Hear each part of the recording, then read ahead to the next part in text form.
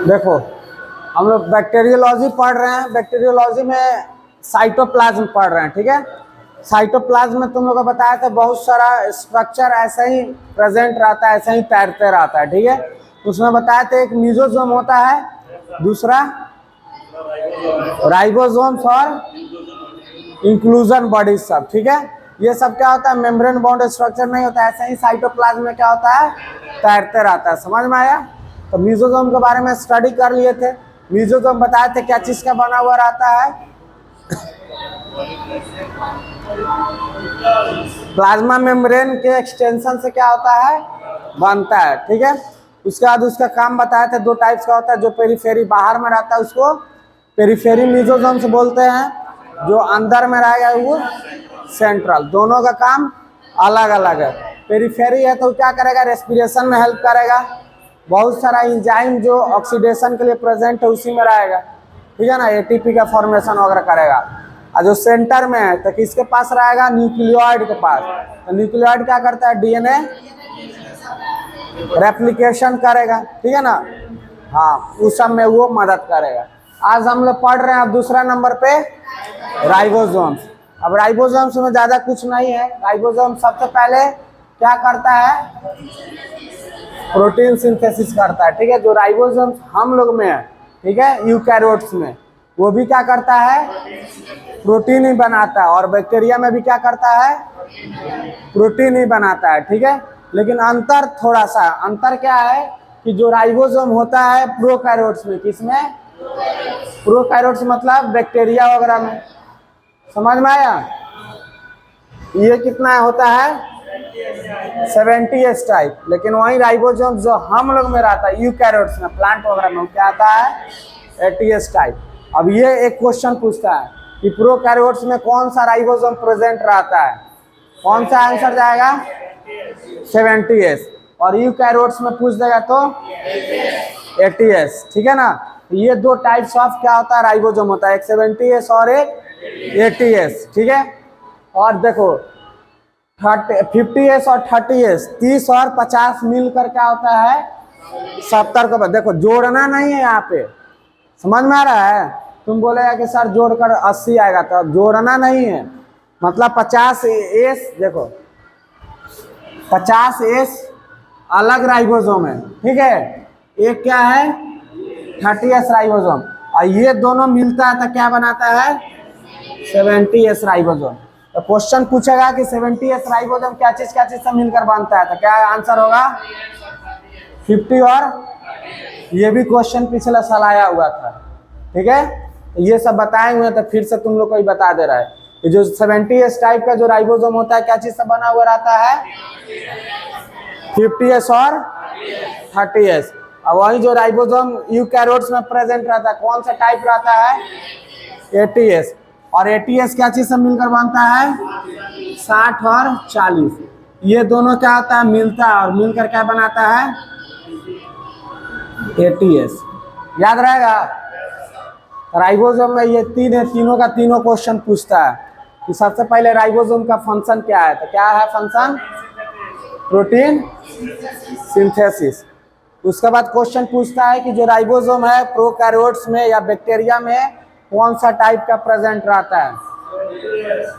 उसके बाद फिर क्वेश्चन पूछता है कि जो प्रोकैरियोट में राइबोसोम्स है, ठीक है, तो 70s टाइप का है, वो क्या चीज कौन कौन सा सब यूनिट से मिलकर बनता है, तो क्या आंसर जाएगा। तो उस टाइम ऑप्शन दे देगा ना, 50-30, 60-40 ऐसे करके मिला कर दे देगा। या फिर तुमको दे देगा मालूम है क्या चीज, 50s प्लस 20s। समझ में आ रहा है। तो सबको लगेगा 20 और दोनों जोड़ के 70 हो गया, तो ये आंसर गलत हो जाएगा। तो ये सब ध्यान रखना, ठीक है। वैसे ही इसमें भी कुछ भी दे देगा तो इसको ध्यान रख, जोड़ना नहीं है, ठीक है ना। एडिशन का कोई मतलब नहीं यहाँ पे। समझ में आया। तो ये 4-5 क्वेश्चन इसमें से पूछता है हर एक साल, ध्यान दे लेना, ठीक है। समझ में आ गया। अब आगे पढ़ते हैं। उसके बाद जो तीसरा स्ट्रक्चर है उसका नाम है साइटोप्लाज्मिक इंक्लूजन, या ग्रेनुलर इंक्लूजन बोल दो, या इंक्लूजन बॉडीज बोल दो, तीनों का नाम सेम, ठीक है ना। तो सबसे पहले क्या होता है, जिसे राइबोसोम क्या करता है, प्रोटीन से। मिसोसोम क्या करता है? माइटोकॉन्ड्रिया का काम करता है। तो वही सही जो इंक्लूजन बॉडीज है, तो ये क्या करता है? एनर्जी को क्या करेगा? स्टोर करेगा। कि जब मानो कि बैक्टीरिया को किसी वजह से क्या हुआ, खाना नहीं मिल रहा है, या ऐसा कंडीशन आ गया, अनफेवरेबल कंडीशन, जब वो खाना होना प्राप्त नहीं कर पा रहा है, वो खाना उसको नहीं मिल रहा है, तो यही सब रहेगा, वो क्या करेगा? इसी को खाएगा। ठीक है ना? तो इंक्लूजन बॉडीज क्या हो गया? Source of stored energy. Energy को क्या करता है? स्टोर करता है। And present in some species of bacteria. और सब बैक्टीरिया में प्रेजेंट नहीं रहता है, कुछ बैक्टीरिया में रहता है। ठीक है? और ये क्या होता है? Not bounded by any membrane and life free in the cytoplasm. कोई भी मेम्ब्रेन से बाउंड नहीं रहता। हम लोग में भी इंक्लूजन बॉडीज रहता है, समझ में आया?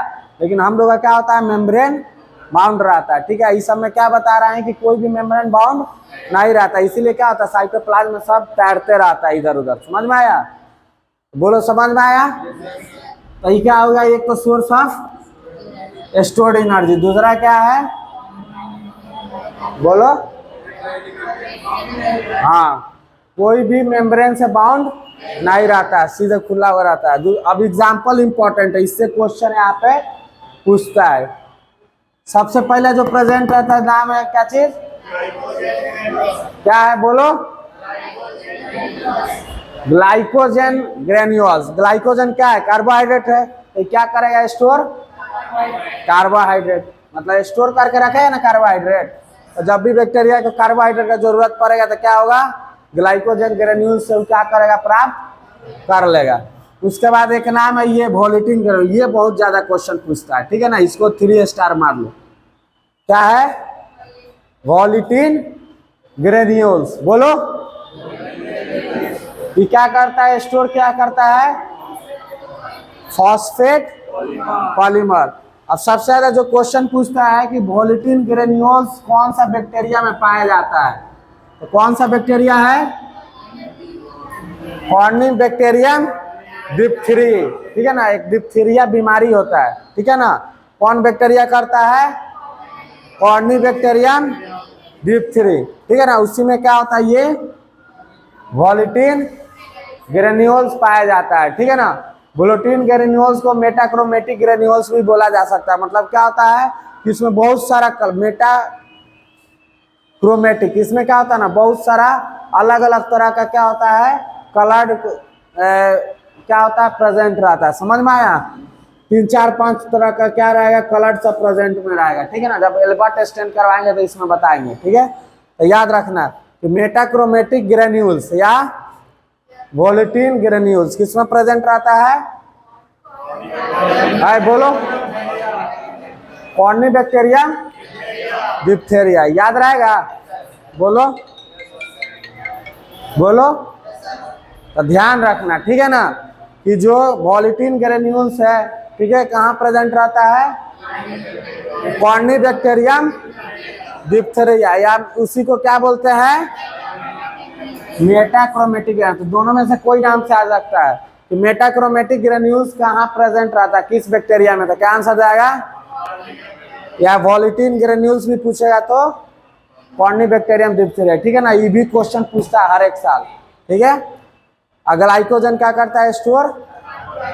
इंक्लूजन बॉडी क्या होता है? कि सोर्स ऑफ स्टोर्ड एनर्जी। ठीक है ना? जब एनर्जी ज्यादा बन जाएगा तो क्या करेगा? उसको स्टोर करके रखेगा। जो भी अनफेवरेबल कंडीशन आएगा उसमें क्या करेगा? वो सब यूटिलाइज करेगा। समझ में आया? तो यही था इंट्रा साइटोप्लाज्मिक इंक्लूजन। इंट्रा मतलब होता है सेम, मतलब साइटोप्लाज्म में जो इंक्लूजन रहेगा उसी का नाम दे दिया इंट्रा साइटोप्लाज्मिक इंक्लूजन। इसी को इंक्लूजन बॉडीज बोल दो या ग्रेनुलर इंक्लूजन बोल दो। समझ में आया? सब सेम है। राइबोसोम से 3 क्वेश्चन। एक तो राइबोसोम क्या करता है? Protein synthesis. प्रोकैरियोट्स में कौन सा राइबोसोम पाया जाता है? 70S। 70S कितना कौन सा यूनिट से बना हुआ रहता है? बोलो। 50S और 30S। फिर क्वेश्चन क्या पूछेगा कि यूकैरियोट्स ऑर्गेनिज्म है वो क्या चीज से बनकर मिलता है? ATS। ठीक है? ATS में जो राइबोसोम है उसकी कौन कौन सा यूनिट से बनता है? कौन सा? याद रहेगा ना? ये 5 क्वेश्चन में से फिक्स एक क्वेश्चन आएगा। ठीक है? ध्यान देना। इंट्रासाइटोप्लाज्मिक इंक्लूजन, ठीक है, उसी को ग्रेनुलर इंक्लूजन या इंक्लूजन बॉडीज बोलते हैं, ठीक है। ये तो पहले क्या होता है, कोई भी उसमें मेम्ब्रेन बॉन्ड स्ट्रक्चर नहीं रहता, ठीक है। और क्या होता है, सोर्स ऑफ स्टोर्ड एनर्जी। तो ये उतना क्वेश्चन नहीं पूछेगा, क्वेश्चन यहाँ से क्वेश्चन पूछता है, खास करके वोलेटिन ग्रेन्यूल्स, ठीक है ना। कि जो वोलेटिन ग्रेन्यूल्स होता है वो किस बैक्टीरिया में प्रेजेंट रहता है, आंसर जाएगा कॉर्निबैक्टीरियम डिप्थीरिया। कॉर्निबैक्टीरियम डिप्थीरिया एक बैक्टीरिया है जो बीमारी कौन करता है, डिप्थीरिया, ठीक है ना। कौन बीमारी कॉज करता है, डिप्थीरिया। उसी से नाम उसी से कॉर्निबैक्टीरियम डिप्थीरिया क्या है, बैक्टीरिया का नाम है, ठीक है ना। इसी से नाम जो बीमारी कॉज करता है, इसी से नाम पड़ गया क्या चीज, डिप्थीरिया। क्या चीज, याद रहेगा ना, ठीक है। और क्या इसको बोला जा सकता है, वोलेटिन का एक और क्वेश्चन पूछा जा सकता है कि जो मेटाक्रोमेटिक ग्रेन्यूल्स रहता है वो कहाँ प्रेजेंट रहता है, तो क्या आंसर जाएगा, बोलो, कॉर्निबैक्टीरियम डिप्थीरी। समझ में आया। इसमें से 5-6 क्वेश्चन पूछ सकता है, वो बता दिए, नोट डाउन। जो देखो जो क्वेश्चन बताते हैं, समझा, ध्यान रखो, एग्जाम में वही कि सर ये बोले थे आएगा, ठीक है ना, वही सब क्वेश्चन आएगा। तुम लोग जब सॉल्व करेगा ना, जब सेमेस्टर एग्जाम होगा तो देखना सेम हूबहू यही सब क्वेश्चन उठा के दे देगा कि प्रोकैरियोट्स में कौन सा राइबोसोम पाया जाता है, यूकैरियोट्स में कौन सा। ये दोनों नहीं पूछेगा तो पूछ लेगा 70S राइबोसोम क्या चीज़ का बना हुआ रहता है, आंसर जाएगा 50 और 30 और 80S, ठीक है ना। ये क्वेश्चन पूछ सकता है कि इंक्लूजन बॉडीज का क्या फंक्शन है, तो क्या करता है, सोर्स ऑफ स्टोर्ड एनर्जी मतलब रखता है, ठीक है। और दूसरा, उसमें कोई भी मेम्ब्रेन बॉन्ड नहीं रहता है। तीसरा क्वेश्चन पूछता है कि वोलेटिन ग्रेन्यूल्स रहता है वो कौन सा बैक्टीरिया में पाया जाता है, तो आंसर जाएगा क्या चीज, कॉर्निबैक्टीरियम डिप्थीरी, ठीक है ना। उसी को या मेटाक्रोमेटिक ग्रेन्यूल्स भी पूछेगा तो क्या जाएगा, कॉर्निबैक्टीरियम डिप्थीरी, ठीक है ना। और वो कौन सा बीमारी कॉज करता है, तो डिप्थीरिया, ठीक है ना। तो डिप्थीरिया, अब क्वेश्चन पूछेगा डिप्थीरिया कौन सा बैक्टीरिया से होता है, तो आंसर जाएगा कॉर्निबैक्टीरियम डिप्थीरी, ठीक है ना। ई लगा हुआ बीमारी रहेगा तो ई हट जाएगा, ई लग गया तो समझो बैक्टीरिया, समझा, तो कॉर्निबैक्टीरियम डिप्थीरी, ठीक है ना, याद रहेगा। तो ये आज का टॉपिक था। अब कल हम लोग पढ़ेंगे न्यूक्लियोइड, ठीक है। न्यूक्लियोइड थोड़ा बढ़िया है, ठीक ठाक है, तो उसको पढ़ लेंगे, ठीक है। उसके साथ और कुछ पढ़ लेंगे, ठीक है। तो ये साइटोप्लाज्म खत्म। अब साइटोप्लाज्म के अंदर एक और स्ट्रक्चर होता है जो न्यूक्लियोइड, उसी के अंदर आता है ना, तो उसके बारे में आप पढ़ लेंगे। चलो ठीक है।